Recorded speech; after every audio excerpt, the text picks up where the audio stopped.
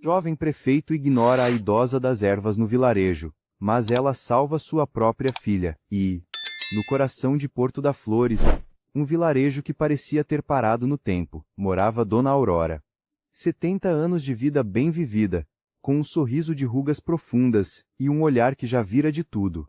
Para muitos, ela era apenas a velhinha das ervas, a que cuidava de um jardim que mais parecia uma pequena floresta em sua casa antiga, cheirando a terra molhada e a memórias. As mãos dela, antes firmes na enxada, agora tremiam um pouco, mas ainda guardavam a destreza de quem entendia a vida que brotava da terra.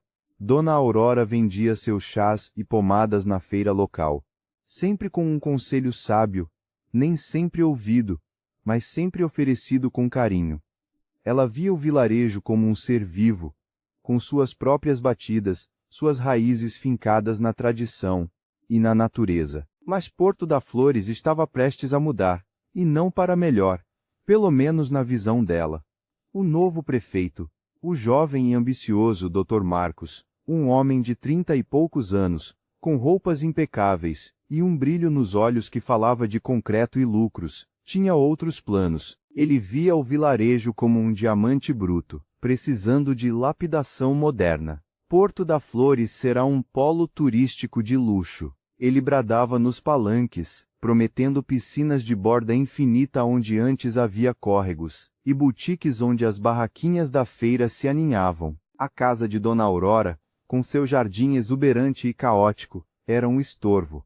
Essa casa velha fede a mofo e a tradição atrasada. Ele cochichava para seus assessores, um dia, na fila do banco, alto o suficiente para que Dona Aurora, ali perto, escutasse. Algumas risadinhas nervosas ecoaram, mas para ela, era um golpe no peito, um veredito de insignificância. Ele a via como um obstáculo, um símbolo de um passado que ele queria apagar.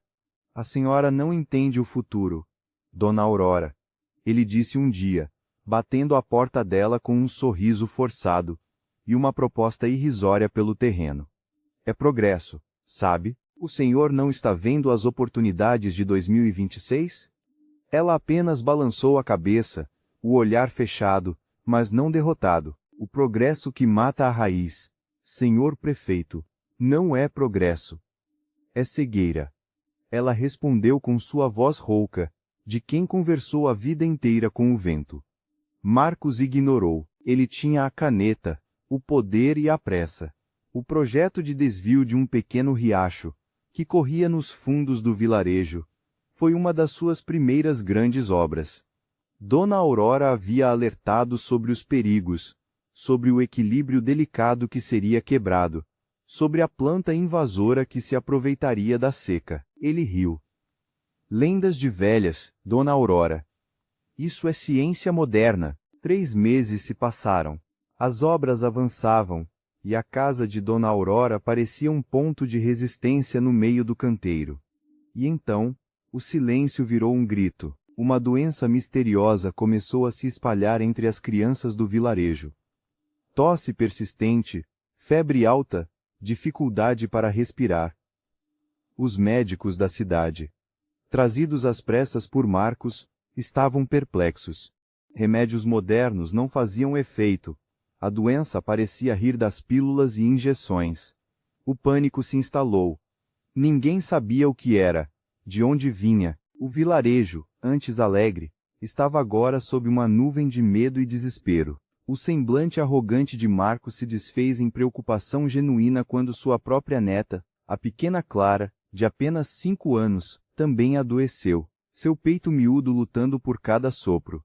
A garotinha, que antes corria livre pelos campos, estava pálida, com os olhos fundos, o monitor apitando freneticamente na pequena enfermaria improvisada na prefeitura. Marcos estava à beira de um colapso.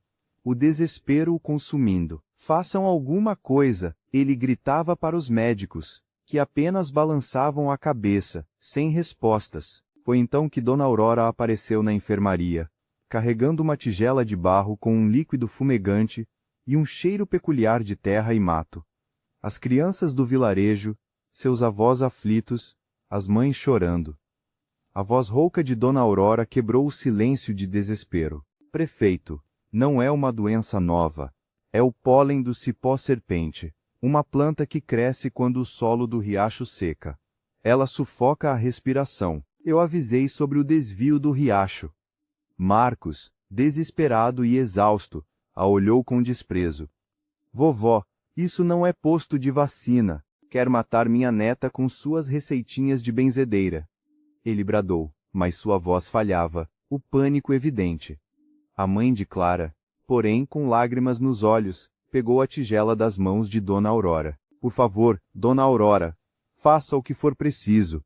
Dona Aurora colocou a mão trêmula na testa febril da menina, o toque suave de uma sabedoria antiga. Esse chá, feito com folha de guabiroba e raiz de açafrão da terra, vai ajudar a limpar o peito e a fortalecer o corpo. Mas precisamos da água fresca do riacho para quebrar o ciclo da planta. Ela apontou para o peito da menina, indicando onde deveria ser massageado com uma pomada feita de ervas. Os outros médicos, céticos, mas sem alternativas, observaram. Pouco a pouco, o olhar de Clara se tornou menos opaco. A tosse diminuiu, o peito, antes acelerado, achou um ritmo mais calmo. Em questão de horas, a febre cedeu e a menina respirou fundo, um suspiro de alívio que reverberou por toda a sala. O silêncio que se seguiu não era de paz, mas de choque e reconhecimento.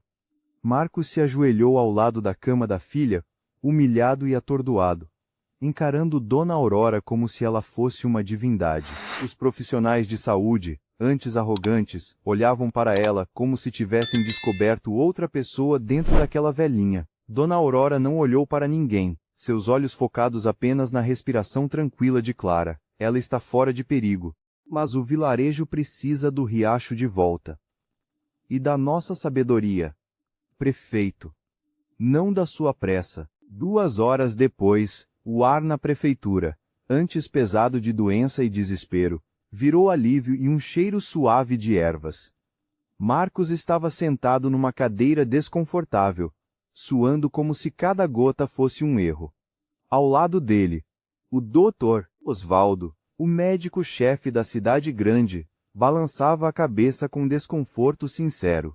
E Dona Aurora estava lá, sentada em um banco simples, com seu avental manchado de terra e o sorriso discreto. Marcos foi o primeiro a falar. Sua voz estava rouca, não de raiva, mas de vergonha. Dona Aurora, eu cometi um erro grave. Eu ignorei seus avisos, quase perdi minha filha. Eu a chamei de atrasada, de velhinha das ervas. E a senhora salvou minha neta. Osvaldo ajeitou os óculos. Dona Aurora, sua percepção da conexão entre a natureza e a saúde, seu conhecimento sobre o cipó-serpente e as plantas medicinais, isso é inestimável. A medicina moderna estava cega para isso. A senhora salvou não só a Clara, mas todas as crianças do vilarejo. Marcos abaixou a cabeça. Eu propus demolir sua casa, tirar seu jardim. Eu queria apagar a história de Porto da Flores. Seu conhecimento é um legado, Dona Aurora. Dona Aurora respirou fundo, seu joelho estalou alto ao se levantar. Ela fez uma careta rápida, mas se endireitou. Eu só fiz o que meus avós me ensinaram. Prefeito, o que a terra me ensinou. A gente não luta contra a natureza, a gente aprende com ela. Marcos se levantou, os olhos marejados. Dona Aurora, meu cargo, eu coloco à sua disposição. Eu renunciarei. Não mereço ser prefeito de um lugar onde não soube ouvir a verdadeira sabedoria. Dona Aurora olhou para o rosto dele, agora sem a máscara de arrogância, e um pequeno sorriso surgiu em seus lábios. Não precisa de renúncia, prefeito. Precisa de humildade, e de ouvir o vilarejo, de ouvir os antigos. Ela caminhou até a janela, seu olhar alcançando o jardim. Eu quero que o riacho seja restaurado, e que as pessoas aprendam a cuidar das nossas ervas, das nossas tradições. Osvaldo, o médico da cidade, quase se curvou. Seria uma honra tê-la como consultora, Dona Aurora. Queremos aprender com a senhora. A senhora pode nos ensinar essa conexão perdida. Dona Aurora olhou ao redor, viu vergonha, viu admiração, viu um vilarejo acostumado a confundir brilho com competência. Eu não quero título para a foto, ela disse. Eu quero o programa de educação do vilarejo, que as crianças aprendam sobre as plantas, sobre o rio, sobre a história da nossa gente. Quero ensinar uma coisa simples. A vida do vilarejo vem antes do ego de qualquer prefeito. Feito! Marcos respondeu na mesma hora, a voz embargada. Na praça do vilarejo, antes dominada por planos de concreto, agora havia crianças plantando mudas às margens do riacho revitalizado. A pequena Clara, com as bochechas rosadas, segurava um vaso com uma erva, e olhava para Dona Aurora, que estava sentada num banco de madeira. O Dr. Marcos, agora mais magro e com um semblante de quem aprendeu uma lição de vida, aproximou-se. Dona Aurora, as pessoas dizem que a velhinha das ervas salvou o vilarejo, falou, a voz mais fraca, mais firme. Dizem que eu quase acabei com tudo por orgulho. Ele respirou com dificuldade e continuou. Eu já vi muito homem de terno falando bonito e gente com as mãos sujas de terra salvando vidas. Eu sei reconhecer a coragem. Porto da Flores está respirando por causa da senhora. Marcos, então, abaixou-se na frente dela, em um gesto de respeito profundo. Obrigado, Dona Aurora. Obrigado por nos fazer enxergar. Dona Aurora, com o queixo tremendo, ignorou a dor do joelho e respondeu com um sorriso sincero, que valia mais que qualquer medalha ou cargo. Não para a plateia, mas para ele. Por um segundo, ninguém disse nada.